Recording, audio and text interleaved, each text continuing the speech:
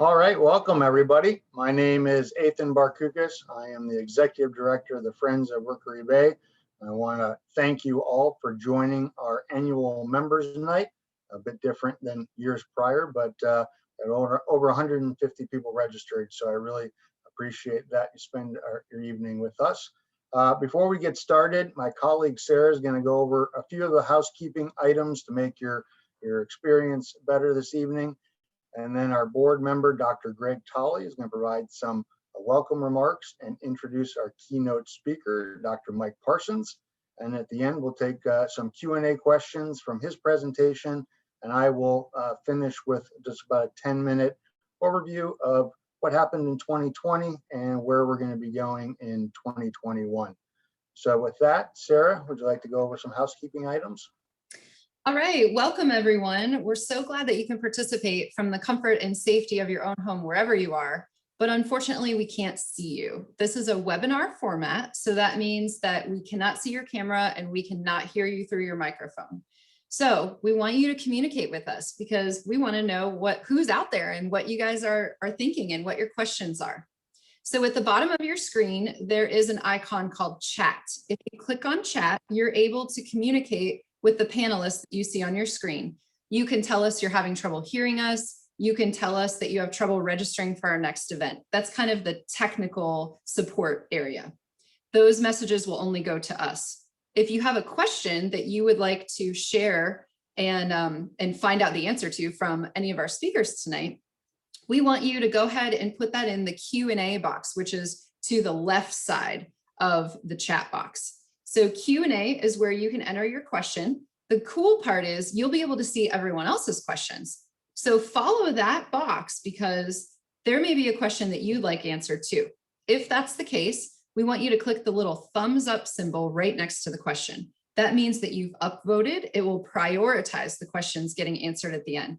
Because with 150 people, we probably won't have time to answer 150 questions. So mark your favorites and they'll move to the top of the list. And that's what we will start with at the Q&A time at the end.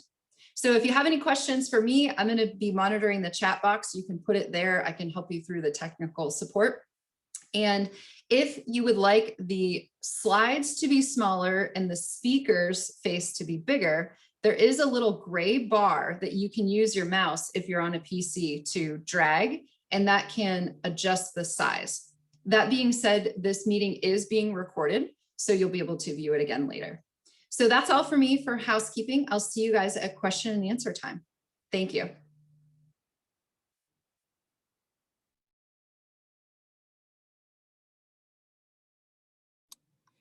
All right, I'm Greg Tolley, Executive Director of the Water School at Florida Gulf Coast University. Thanks to all of you for joining us tonight.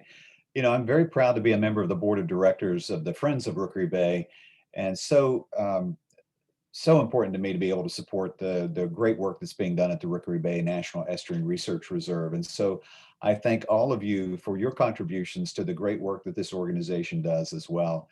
You know, I actually did some of my graduate work down at the Rookery Bay National Estuarine Research Reserve back in the 1980s. So I've been appreciative of this Southwest Florida jewel for most of my adult life. As Athan said earlier, I've been asked to tell you a little bit about the water school. And then my main role tonight is to introduce our keynote speaker, Dr. Mark Parsons. You know, Water School was founded in spring of 2019. This was in the midst, or just at the end of actually a horrible water year and a half for us. In fall of 2017, September, we were hit by Hurricane Irma. A month later, we suffered the beginnings of the 5th longest red tide in Florida history. And in the middle of that red tide, much of the area was hit by significant blue-green algae blooms that created a toxic pool of our coastal waters. We founded the Water School immediately after that, but we've been working on it for years. I tell people we're in the right place for all the wrong reasons.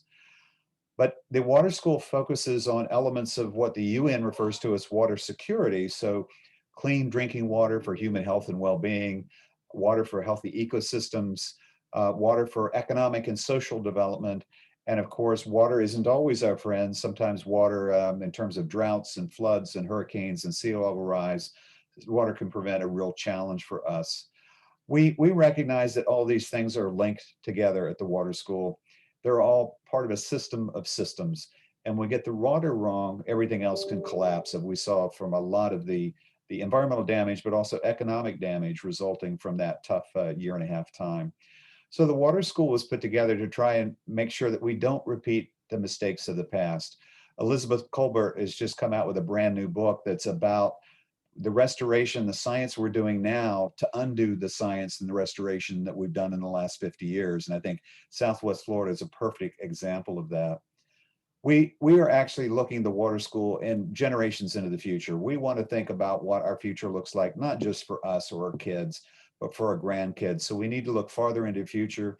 We also need to look beyond local horizons, local boundaries.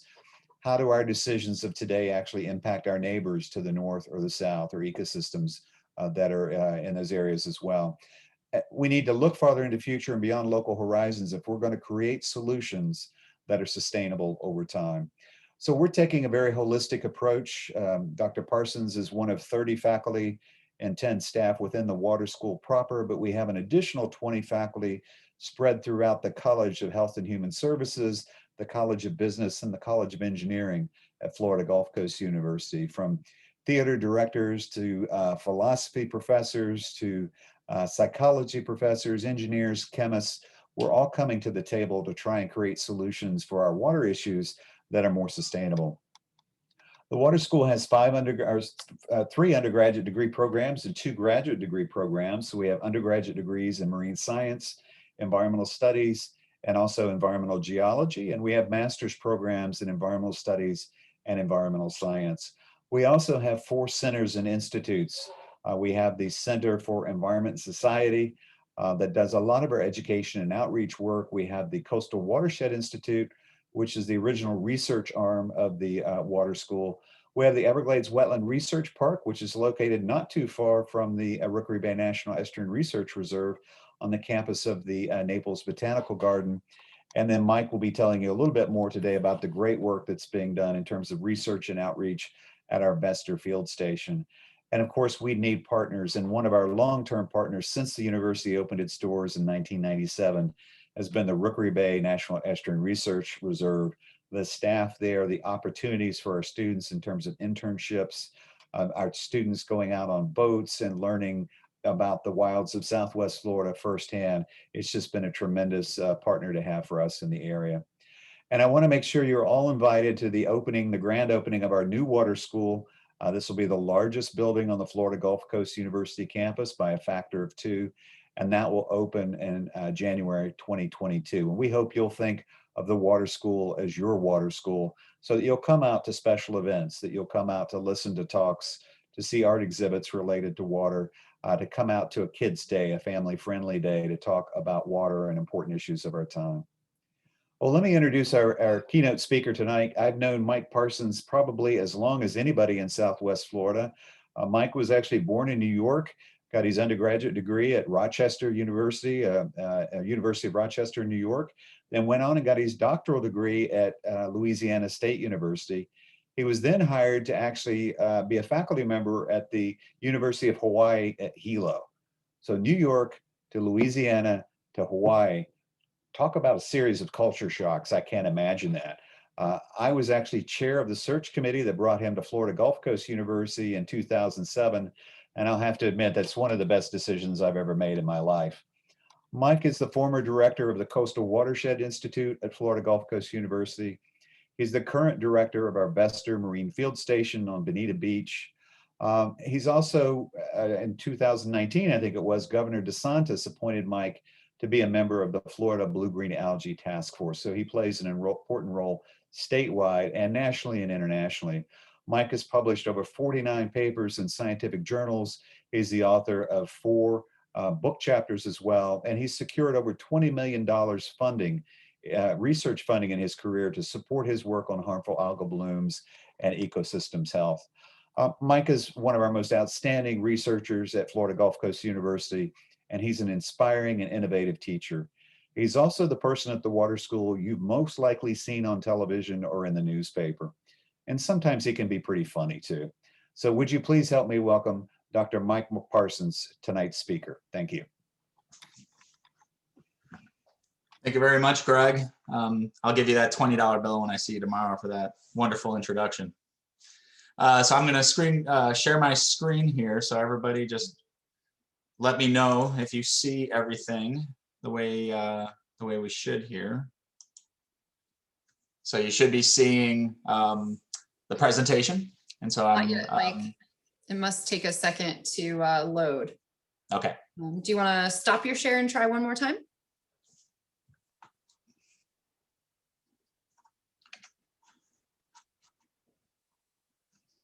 All right. Here we go. Here. Okay, looks like it's starting. Go, just hit slideshow. There we go. Okay, now we good? Great, take it away. All right. So the title of my talk here is basically looking at the harmful algal blooms, particularly with red tide and the cyanobacteria. And just a quick overview on what they are and how they're impacting us, and really what can we do about it. So just to kind of jump right in on this then. So first here, what is a blue-green algal bloom? We call them blue-green algae, but they're actually cyanobacteria.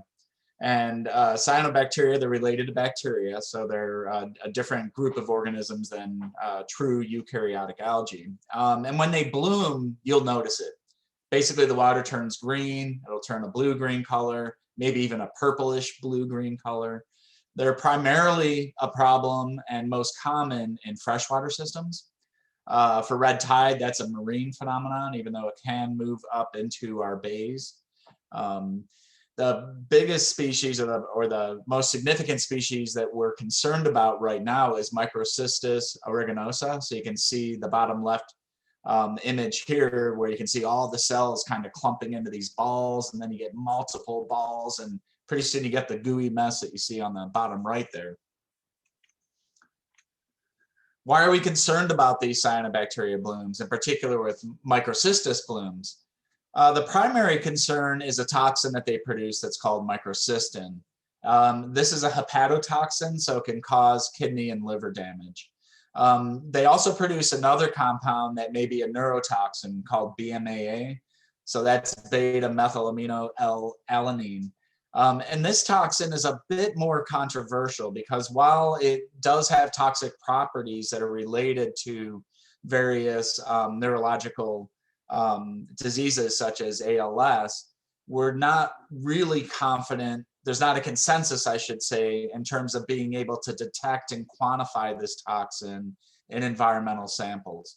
So the jury is really still out on the significance of this, again, primarily because we need to be able to measure it better. These cyanobacteria blooms also produce compounds that make the water and the air smell like sewage. This includes things like hydrogen sulfide and methane, some of the same chemicals that are also found in skunk sprays. This can make people feel kind of dizzy and sick, but also there's been concern that these toxins may also aerosolize or become airborne through volatilization. And so people could be breathing in these compounds, and I'll talk about that later on. When you have these huge biomasses, they can also cause low oxygen conditions. So many of you are probably familiar with this in canals and in ponds, and the fish just basically suffocate because they don't have enough oxygen in the water to quote unquote breathe, if you will. So our other big problem around here is red tide. So red tide is a completely different organism. It's a dinoflagellate, so it's eukaryotic. We are actually more closely related to red tide than red tide is related to cyanobacteria. So you can think of red tide as one of our long lost step cousins, if you will. These are single-celled algae. You can kind of see the thumbprint here. I don't know if you can see my little cursor, but this little thumbprint is actually the nucleus of these cells. And so that's one dead giveaway that we're dealing with a eukaryotic organism that has a nucleus as we do ourselves and other animals and plants. These are microscopic in nature, so each cell is about the size of a small grain of sand. These are naturally occurring phenomenon when we have these blooms. They've been recorded since the 1500s by the Spanish explorers and conquistadors in the region. So we know there's a long history of these blooms. When we see blooms of this, again, it's a multiplication of cells. So red tide cells are usually present at very low background concentrations. But if they start multiplying and increase by 100 or 1,000 fold, that's when we start seeing problems. And what are the big problems? Primarily, it's the toxin that they produce, which is called brevetoxin. You can see an example of brevetoxin B on the right here. This is called a cyclic polyether chain. And so basically, this is a molecule that's heat stable. It's lipophilic, so it tends to attach to fatty tissues. It can aerosolize, so many of you are aware of this if you breathe in the sea spray, or if you can actually sense and feel the red tide toxins in the air. So it is a respiratory irritant. Shellfish will actually filter these cells out of the water, and they can accumulate this toxin. And people can eat the shellfish and get poisoned by it, and that's called neurologic shellfish poisoning. This is pretty much under control these days, especially in Florida. We haven't had a case of neurologic shellfish poisoning in over a decade, and we haven't had a case of neurologic shellfish poisoning in open shellfish beds where people were following the rules in several decades. So Florida does a really good job controlling and preventing exposure for people from neurologic shellfish poisoning. We all know from our recent red tide that it disrupts coastal activities, and this really has hit the pocketbook of many people, including local businesses and the state. And so that's led to a lot of the actions that we've seen over the last couple of years. One thing that's worth pointing out is that the blue-green algal blooms, Microcystis aeruginosa, is a freshwater phenomenon, whereas red tide is a saltwater phenomenon. They may mix in bays and brackish waters where the estuary occurs, but you will not find red tide in freshwater systems, and you will not get microcystis blooms in saltwater. They may get transported out into the Gulf, but they will be popping and dying and releasing their toxins in the water. And Corynea brevis cells, they turn into little circles and they end up popping and dying if they move into too much freshwater conditions. They won't grow in the other environment. They'll just basically die in the other environment. So we have this transition zone where they may co-occur and be very unhappy about it, but they will not grow in the other environment. So starting with red tide, this is basically looking at a snapshot on how we think these blooms initiate, how they start. So you can see the red rectangle on the upper right. We're basically looking offshore of Lee County and Collier County, about 50 miles offshore, maybe in 75 feet of water. The best science that we have to date suggests that we get this upwelling water showed by this green arrow that first stimulates the bloom and moves it closer to shore, and the cells start dividing and multiplying. This then needs to synchronize with dust inputs from the Saharan desert blowing all the way across the Atlantic Ocean.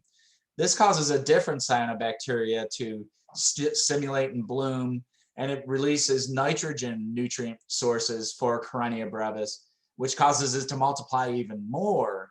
It can then start killing fish because there's enough cells present to kill the fish, which release even more nutrients. And before you know it, we have a big red tide bloom right up along our shoreline. Now, what role does runoff play? What role do our water quality impacts play on red tide? The bloom has already started. It's already moving inshore. So an important point to point out, I guess, here is that based on the best available science, these blooms initiate offshore and then move inshore. We don't have any role that we know of in terms of starting these blooms. But once the bloom is inshore, do we play a role in extending these blooms? Do we play a role in making them worse, intensifying them? And so that's what the red question mark is there. We still need to understand how we affect the red tide once it comes close to shore. With cyanobacteria, it's a much more simple equation here. Tn on the vertical y-axis is total nitrogen, and Tp is total phosphorus on the horizontal axis. Basically, when you get more nitrogen and more phosphorus, you get more cyanobacteria blooms. That's what you see in the circle up there. Add nutrients, and you get more cyanobacteria. So let's step back a couple of years, almost 4 years now, 3.5 years.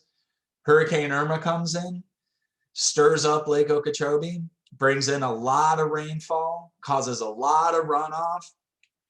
We end up getting big cyanobacteria blooms moving down Lake Okeechobee, through the locks, Caloosahatchee River, into Cape Coral. Similar issues and problems happened on the East Coast back in 2016 and a little bit in 2018, but not nearly as bad as what we saw in Cape Coral. We had big red tides. As Greg mentioned, the red tide that we had just recently had was the 5th largest. So many people wonder, was this the biggest, worst red tide we ever had? No, it wasn't. And if you look at this figure here, if you can see it, basically in the middle there, we have an 18-month red tide that happened from 1953 to 1955. If you look at the smallest, I guess the 6th largest red tide, and that's kind of in the pinkish color on the inside part of the circle, that was 11 months, and that was 1946 to 1947.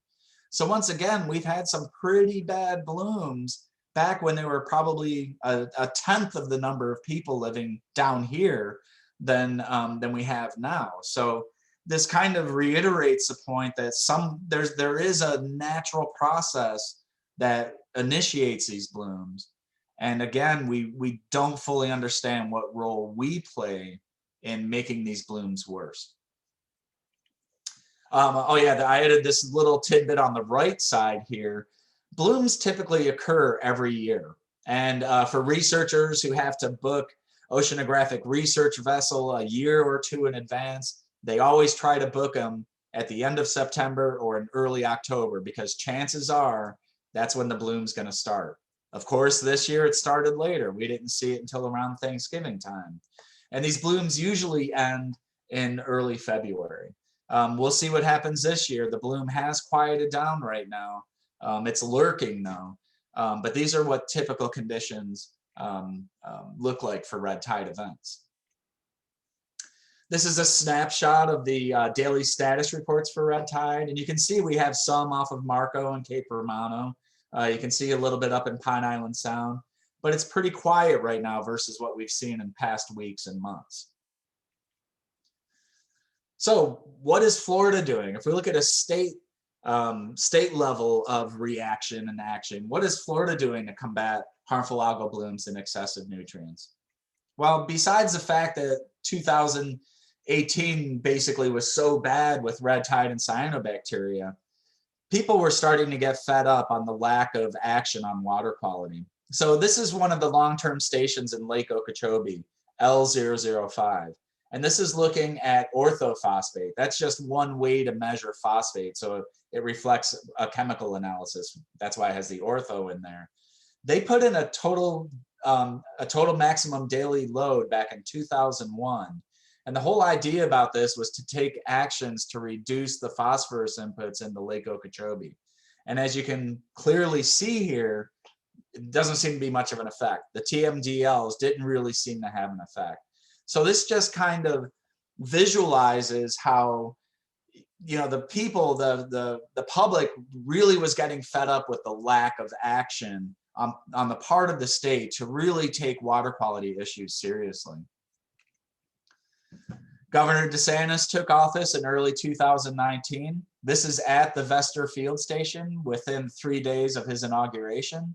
And he basically proposed $2.5 billion for Everglades restoration and water quality projects. And we're seeing that funding coming in now.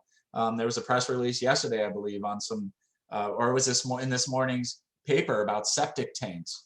And so there are some actions being taken. As Greg mentioned, he also established the Blue-Green Algae Task Force. And so we're meeting regularly. It's been a little bit slow now with COVID. But one of the first things we did is we put out a series of recommendations that ended up being incorporated into the Clean Waterways Act. So we could talk about this a little bit more maybe in the question and answer, but we had some recommendations in terms of how to improve the basin management action plans, the agricultural best management practices, excuse me. Again, the funding that was just announced for the septic tanks. And then you can see with some of the stormwater treatments, so on and so forth. So there are steps that have been taken, but we really need to keep this moving forward. We just can't give each other a high five and walk away. This is a first step, and this is one thing that all of the task force members have really stressed. This is our first step into this. It's not our final step. So I just put this in terms of Collier County. This would also hold true for Lee County and other counties throughout the state. But let's try to localize it a little bit in terms of the surrounding area with Rookery Bay. We do have cyanobacteria blooms in Collier County. When I talk to a lot of people, they say, oh, that's a problem with Lee County. That's a problem for Cape Coral. That's a problem for Lake Okeechobee. It's a good thing we live down here. No, there are issues nearby. In fact, if you look on the top right here, 25 samples were sent to the Florida Department of Environmental Protection since mid-2019. 3 of them contained measurable amounts of microcystins, and 2 of these were from Park Shore Marina, basically the green dot there north of Naples. I looked at the last several weekly reports. 2 additional samples were collected in Doctors Bay, again up near the moorings area north of Naples in December 2020. There was not a dominant cyanobacterial species present, so it wasn't dominated by microcystis like I've talked about up till now. And the toxin results are still pending. So we're not sure if there were toxin measurements or toxins detected in these samples as of yet. This is from the Collier County Surface Water Report that was published last year, and it represents data for fiscal year 2019. And I just highlighted two of the results here for total nitrogen and total phosphorus. over a quarter of the stations, the lakes and ponds and canals that the Collier County Environmental Lab sampled exceeded the concentrations of nitrogen and phosphorus. So there are local water quality issues in Collier County that need to be addressed. You could look at some other ones on this table too. Dissolved oxygen saturation. So almost a third, 29%. So what that means is some of the water bodies, up to a third of them, have oxygen levels that are too low. And those are things that can cause fish kills, like I mentioned before. Many of you are probably familiar with the storm sewer and the storm draining system upgrades that the city of Naples is doing right now. So the idea is to basically increase the capacity of the storm sewers and the storm drains, and also to extend the discharge pipes, the outfall pipes, farther offshore. Part of this is preparing for the fact that there are more people living here, more areas are paved, there's more runoff of the surface waters then with these impervious surfaces, more water has to be collected. But also it's reflecting the fact that they want to move this water farther offshore so it has less of an impact right along the beach. Another thing to point out here is this is untreated water. This is water that's basically running off the streets into the drain. So any fertilizers, any pollutants, any other kind of material that would be on the streets or coming off of the lawns and other surfaces that are next to the streets would end up being discharged into the coastal waters. But there are some actions taken to help disperse and move the water.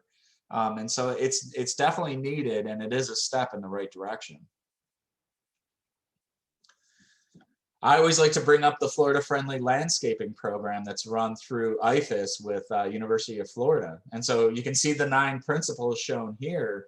I've actually ordered the documentation and the booklets that they provide for different kinds of plants, which plants would be best for your yard that are Florida friendly, a lot of native plants and things like that. One thing I always thought would be neat would be, why wouldn't a local golf course use native Florida landscaping instead of having our golf courses look like every place else? You know, why not more of like a St. Andrews approach where, you know, it would take on some of the local landscape. I don't know if any of you have been in the sawgrass in the Everglades. It's called sawgrass for a reason. It'll really cut you up. But that could be a nice little hazard for somebody like me who always, you know, slices the ball off to the right or something like that. So, you know, it's a little silly, but there are some things that can be done. And you can do this just at your own house. You can do this in your HOA or in your neighborhood. And this would make an immense difference in terms of some of the non-point source inputs of nutrients that are going into our local waters. And I always like to stress civics. And, you know, I think this is something that we probably need to stress in schools more, elementary, middle, high school, and even at the college level. One reason why these actions have been taken by the governor and the state is because of public outcry. You know, the citizens demanded it.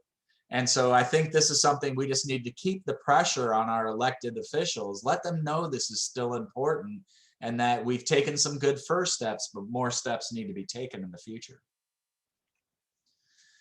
So how about FGCU? What are we doing about harmful algal blooms and excessive nutrients? Well, as Greg mentioned, we started the water school. The university has been very supportive of this. Our local community has been very supportive of this. The state has been supportive of this.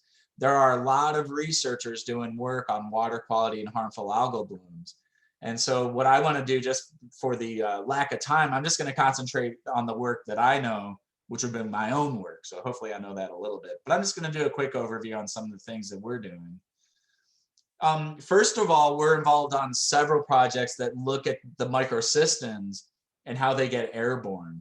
And so we use these samplers that are called impactor samplers, and they basically will size fractionate air that's being sucked down into these units, as you see on the far right. And each one of these stages represent a certain part of your pulmonary system or your lungs. And so when you get down to stage 5 or 6, or the ones that we're using right now have a stage 7 even, that reaches all the way down to your alveoli. And that's where you have the gas-blood exchange. And so that's where we would expect to see these toxins moving into the bloodstream. And as you can see on the figure here, we are measuring these toxins at all the different stages, including the ones that are associated with the alveoli. And so what this means is that people are potentially being exposed to these toxins in the air. So we're conducting other studies to look at this further, including human sampling, taking blood, urine, and nasal swabs to see what that exposure is. Part of the water school funding, thanks to Dr. Greg Tolley, was the purchase of this vessel, our 31-foot Twin V. This is letting us get offshore, and it's increasing our research capacity. There's other examples of this where the investments that the state and the university are making in the water school really gives us better research capacity. So what this boat has allowed us to do is basically sample far offshore. And so we received funding from the Fish and Wildlife Research Institute under the Florida Fish and Wildlife Commission. And basically we set up this new transect line shown in the black dots. And this transect line extends 75 miles offshore, and it will help us look at that offshore initiation of the red tide blooms, and will help us basically set up almost an early warning system so we can see the red tide potentially moving in. We're not going to be able to do anything to control or mitigate red tide unless we catch it early. For example, this year it showed up and it was already a big bloom. And so there was nothing we could have done to try to control it or mitigate the impacts of it. So we need to catch it earlier to do that. This black line is now called ROAM, which stands for the, what's it stand for again? It's the Routine Offshore Monitoring Effort. And you can see, ours is called ROSE. The Routine Offshore Monitoring Effort is the line that FWRI does in the red, and that's off of St. Pete.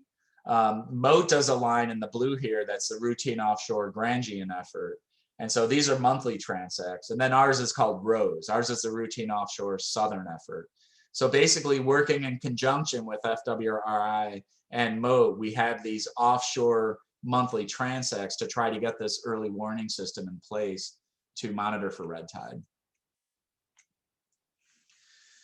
We're also working on a project with MOAT to look at the fish that are killed by red tide. So we know when the fish die, they decay and they release nutrients. And those nutrients might actually feed into red tide. So what if we remove the fish? So the whole idea here is you get a red tide. When it reaches about 100,000 cells per liter, it produces enough brevetoxin that it starts to kill the fish. These fish then start decaying and they release nutrients into the water that will then go back and feed the red tide, make it increase even more, releasing more toxin, killing more fish, releasing more nutrients. So you get this positive feedback loop. So the idea is, well, what if you remove the dead fish? You'll remove the nutrients. That'll actually starve or at least put red tide on a diet. You won't get as much red tide. And therefore, maybe that can be a control mechanism here. So we're trying to get better numbers on the nutrient release by dead fish. And you can be rest assured that my students love working with dead, decaying, smelly fish. That's what they signed up for marine science to do. But it is important research to learn what we can learn from all of this. And if we can actually remove these fish and then mitigate, reduce red tide effects.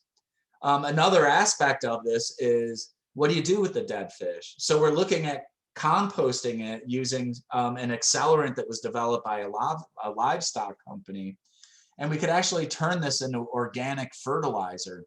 And we have a golf course lined up in Long Key near Sarasota that they'll actually test this out on some of their golf course fairways and roughs and practice greens to see how effective it is.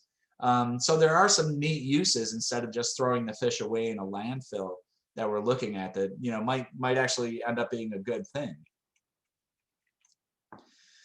So, you know, I think the road is long, but there is hope. I see hope here. I like to say hope at the end of the road, but Greg pointed out that this is actually at the beginning of the road. So maybe we're that much closer to the hope and realizing the hope on that. So that's it for my talk here. I'd like to thank the Friends of Rookery Bay for this opportunity, and all of you for participating and listening. And Greg, thank you for that wonderful introduction. And I think we're ready for some questions now. I will stop my share. Okay. All right. Thank you so much, Dr. Parsons. That was extremely informative. And we're going to start off with one question. Maybe if you had a crystal ball, what do you see the future of red tide occurrences along Southwest Florida's coast in the next 10 years, taking into account everything that you just discussed in terms of what you're working on at FGCU and all the collaboration? We'll still get red tides. And you know, if we look at the historical frequencies, we'll, you know, get them probably at least 8 out of the next 10 years. They typically are small, so I would expect them to stay small, unless you know, there's some acute event. So there's a lot of question in terms of what role did Hurricane Irma play in the red tide. Following Charlie in 2004, 2005, there was a pretty big red tide too. And so there are some other components that we need to get more data on. The problem with hurricanes, well, one of the problems with hurricanes, there's many problems with them. It's really hard to sample right after a hurricane and measure the data you need, because, you know, as you know, if it's a bad enough hurricane, it kind of disrupts a lot of people's lives and activities. But I would expect it's going to be about the same that we've been seeing, and we tend to get a bad one, you know, roughly every 10 years or so, whether or not that's related to a hurricane or not. If we start getting them bad every single year, then our current hypotheses and conceptual models are wrong, and we'll have to go back to the drawing board. The graph that you showed with the 6 different major events in the past, you know, let's say 100 years, did any of those prior ones correlate to big storms and hurricanes like Hurricane Irma? Not the same way. So the one that would have been closest, and I don't remember which hurricane it was, would have been the 1994 to 96 hurricane. But there are some interesting studies. I'd have to go back and look at them specifically, where they did relate red tide events with rainfall. In terms of when you got more rain, there was a little bit of a lag, and depending on the study, it might be lagged a month, it might be lagged 3 months. But there were 2 studies that were done that showed a possible relationship between lots of rain and red tide. Now, this doesn't necessarily mean it's related to runoff, because remember, red tide cannot grow in fresh water. So that freshwater runoff would have to mix with the ocean water. And when it does that, it actually dilutes the nutrients quite a bit, because there's not a lot of nutrients in the Gulf of Mexico if you look at the, you know, open ocean water far offshore. And so that kind of convolutes the problem a bit. So another aspect of it might be groundwater discharge. So submarine groundwater discharge. So just like springs on land, that the water will percolate up into the springs, you'll get these similar waters or same waters percolating offshore, and that could be bringing the nutrients right to the source in that sense. Interesting. Question, I live in an HOA that pressures us to have a green lawn even in the middle of winter. What can I do as an individual to resist this pressure to fertilize? Well, I think the 2 or 3 things to look at would be, if enough of you resist the pressure and push back, I would think you could make changes. Now, I know there's different bylaws and there's different covenants and things like that might be legally binding, but it might be worth looking into. I do know several HOAs are working even with some of our own researchers in the water school. For example, Serge Thomas is heavily involved in looking at the retention and detention ponds in terms of how to improve the water quality and the nutrient recycling capabilities of these. So, you know, a lot of these systems, when they were first put in to control nutrients and runoff, they probably were really effective. A lot of it was on paper, but I think there was they were effective when they were brand new. But a lot of them now, just like some of us as we get older, we're not as active and efficient and things like that. But they're starting to get mucked up, and they're not really recycling the nutrients as easily, and so they're not as effective in that. So number one, put the pressure right back on the HOAs. Number two, look to see how you could potentially clean up your retention and detention ponds. And number three, look at some of these Florida-friendly alternatives that would reduce that fertilizer need. Cool. Similar lines. Is there any thought being given to turn our road medians into filter marshes rather than collecting the storm water in large quantities and discharging into our waterways? There's a lot of discussion going on about not just removing the water and then sending it out, because that causes a lot of flashiness, and that ends up putting a lot of this fresh water offshore where it's not needed. We need it here. So how do you slow it down? How do you retain that water without causing disastrous flooding? That's really what it comes down to. But the other issue with that retention is it gives the system, it gives nature more time to remove the nutrients and pollutants out of the water. So I don't know of any specific examples of doing that. I know Cape Coral right now is looking at floating islands in their canals and almost using those as medians for boat traffic. And so I think there's a lot of interesting ideas out there. The city of Bonita put in a bioreactor underneath a parking lot, and they made the parking lot gravel so the water will percolate down into it. And they had one of their storm sewers going through this bioreactor to remove nitrate from the waters. And it's a pilot study right now, but it seems to be pretty effective. So I think a lot of this might have to be done on a local level. And I think there is state funding for nutrient reduction technologies and implementation of these technologies to pursue these. And that's how the city of Bonita, for example, got funding for, at least for part of this bioreactor system. Okay. This next question, I know you answered maybe one of the options in terms of getting rid of the dead fish and stopping that positive cycle. But if we can catch a bloom early, is there any other solutions, anything else that we can do or that we're looking at to maybe mitigate a bigger bloom? Yeah, right now there are 4 technologies that seem to show the best promise. That doesn't mean they're that much closer for deployment, but one of them is using clay. And so if you put clay out in the water, it actually sticks onto the cells and makes them too heavy, and they sink down to the bottom. So that's actually used in South Korea and China quite a bit for their aquaculture facilities, because they grow a lot of shellfish. It's $100 million industry in South Korea alone. And so when they get their own harmful algal blooms, not Corynea brevis, it's a different kind. When they get these blooms moving in, they're going to lose millions and millions of dollars. So this is the strategy they took. Around here, there's some resistance because now you have clay on the bottom, and you just took all the toxin and you put it on the seafloor. So there's some discussion on will that be effective or allowed even. So there are some pilot studies being done around Moat and Sarasota in some of the dead end canals and things like that. So a second one would be using nanobubbles of ozone or oxygen reactive species or reactive oxygen species. And the idea here is you would basically have a ship just kind of moving in and around the bloom, and these bubbles will basically just completely destroy the cells and oxidize the toxins even.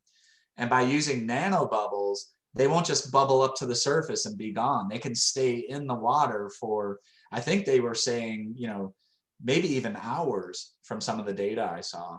And so that could be a neat technology. A third one that people are interested in using would be sound. So could you basically sonicate the water and pop things?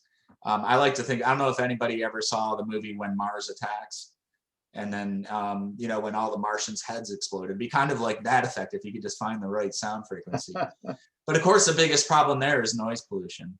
marine mammals in particular. So I don't know if that one would ever get off the ground.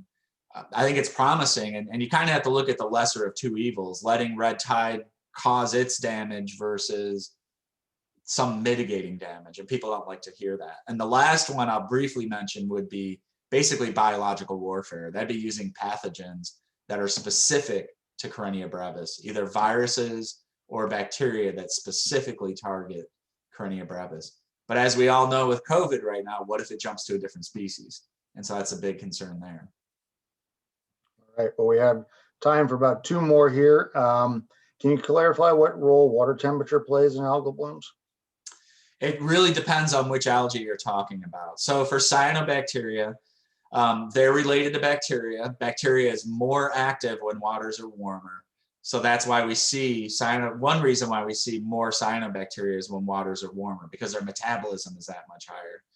For Karenia brevis, its sweet spot really is late fall, early winter. And that's when water temperatures tend to be the coolest. And so they don't necessarily react to temperature in the same way. It can get too cold for them. If it gets as cold as it did, for example, back in 2010, that could actually be hindering to red tide itself. And a lot of dinoflagellates don't like it when it gets too warm. But as we saw from that one graphic, there have been many red tide blooms that made it through the summer when the temperatures would get up into the 80s and even into the lower 90s for the water. So they can tolerate it. They won't necessarily be at their peak, but they can tolerate even warmer temperatures. So I think for red tide, not as big of a direct effect, but for cyanobacteria, definitely. Okay, and the last question, what organisms actually benefit from a red tide bloom, i.e. Food source or competition interactions?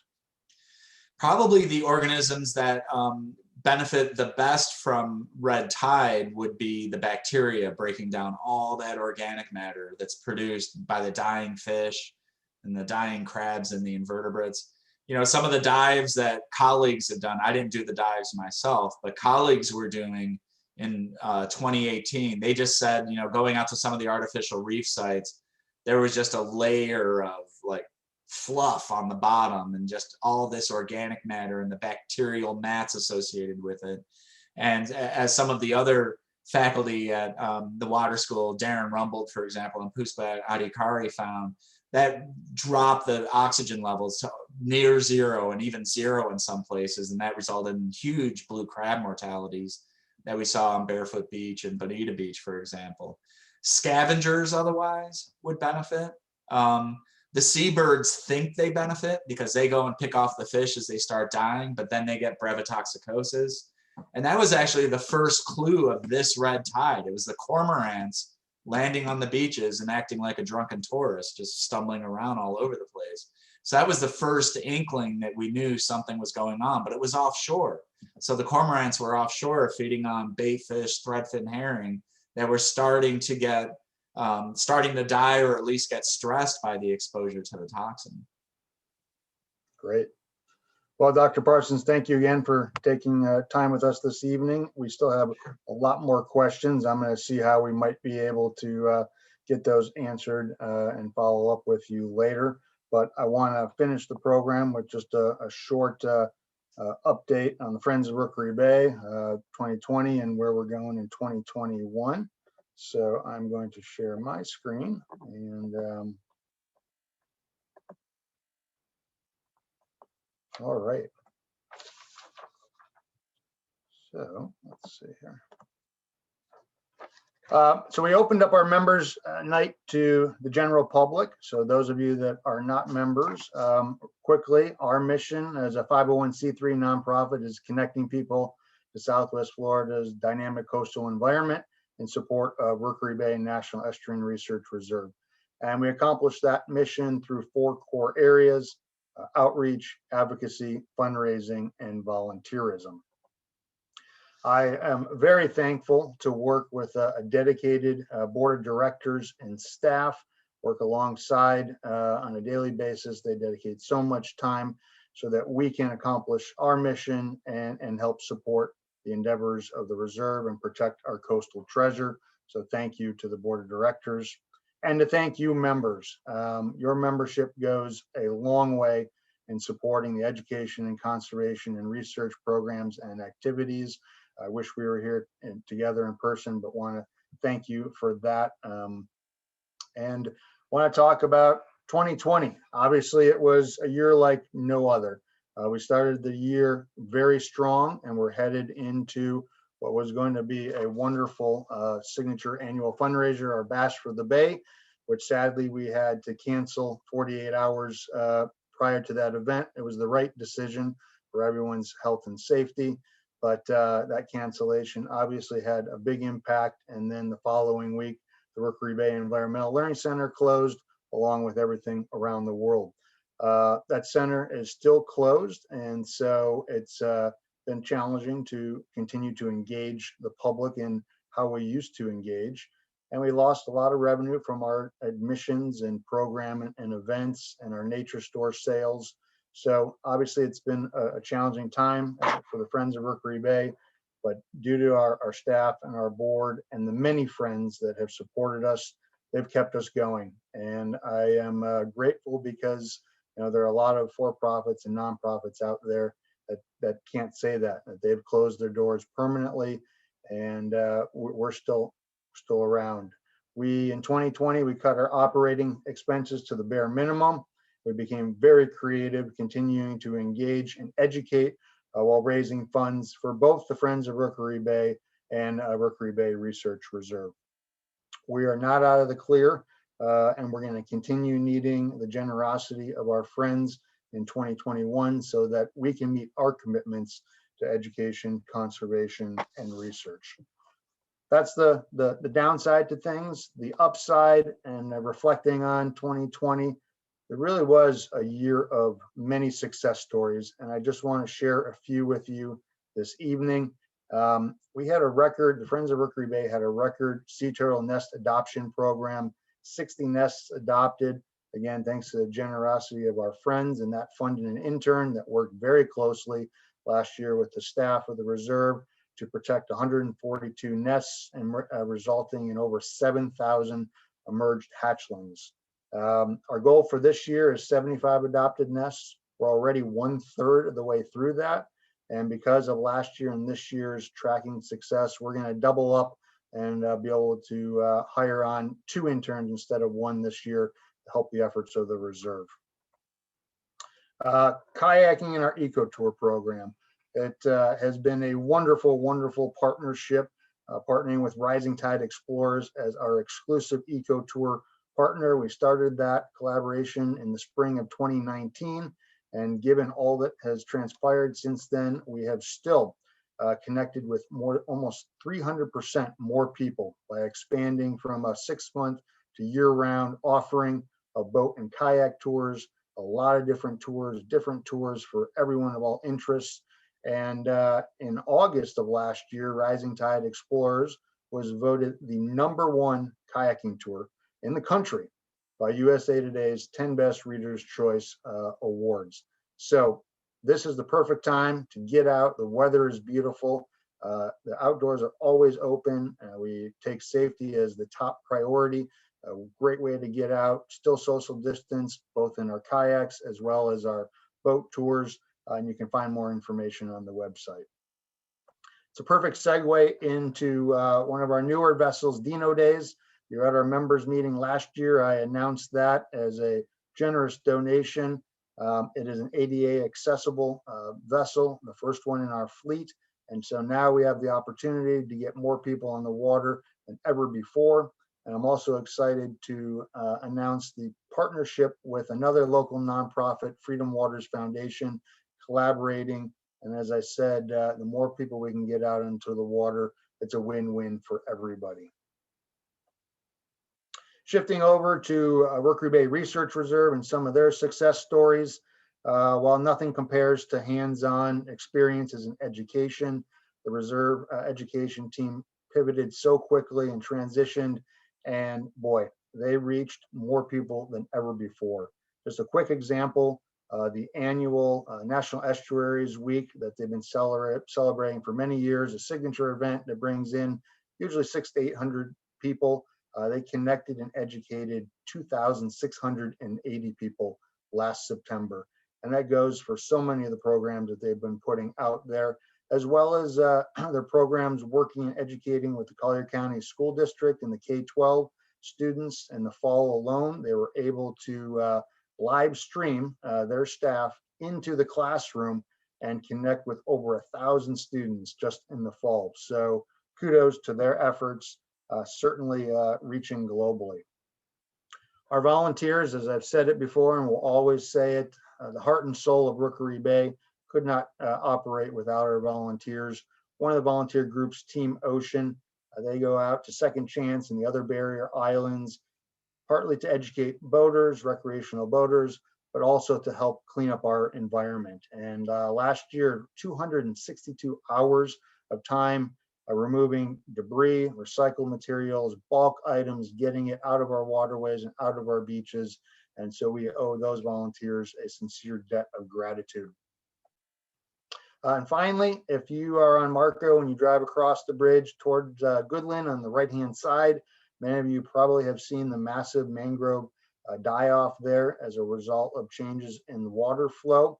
So reserve staff in collaboration with many agencies securing the necessary funding are embarking on what will be a long-term project, but a restoration effort of those 265 acres that's going to, once it's restored, provide essential habitat for wildlife and really enhance protection for our community from storms and different flood events.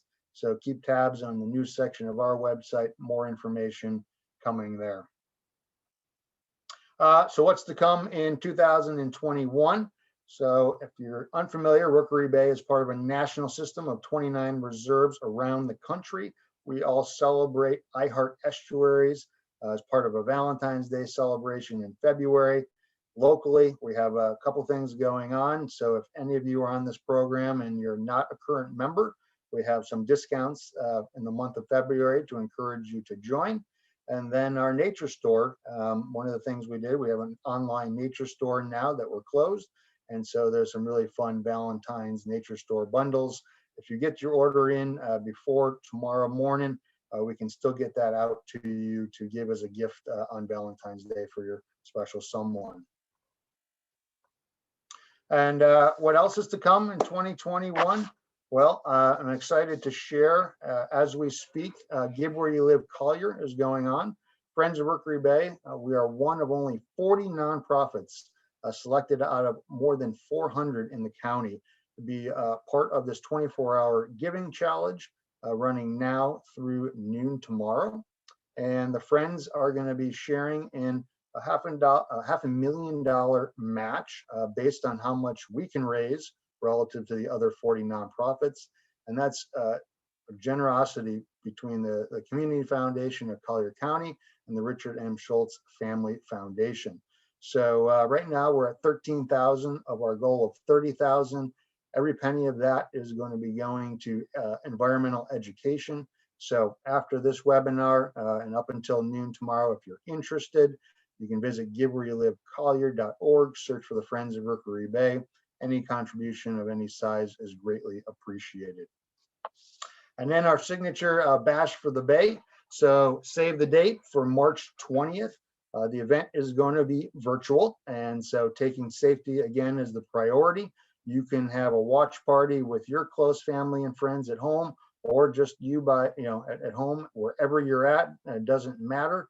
We have some incredible live auction items, very specific Rookery Bay experiences, from shark tagging to actually going out and doing some Python work, as well as a private plane ride over Rookery Bay.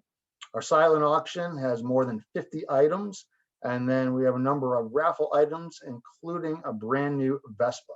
So if you go to rookerybay.org/bash, you can check out all those details, and we hope to see you on March 20th.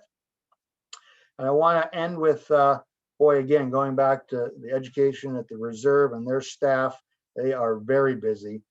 If you want to see what some of what happens with the student programs and the live streaming, I encourage you to join the Edscursions live from the field twice a month. The Ed Team streams. It's a free program.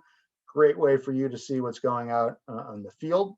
If you love art, tomorrow night at 5:30, Friends of Rookery Bay, in partnership with the United Arts Council, are hosting a free photography exhibition. It's a juried exhibition and reception, and it's virtual, and you can find that information on our website.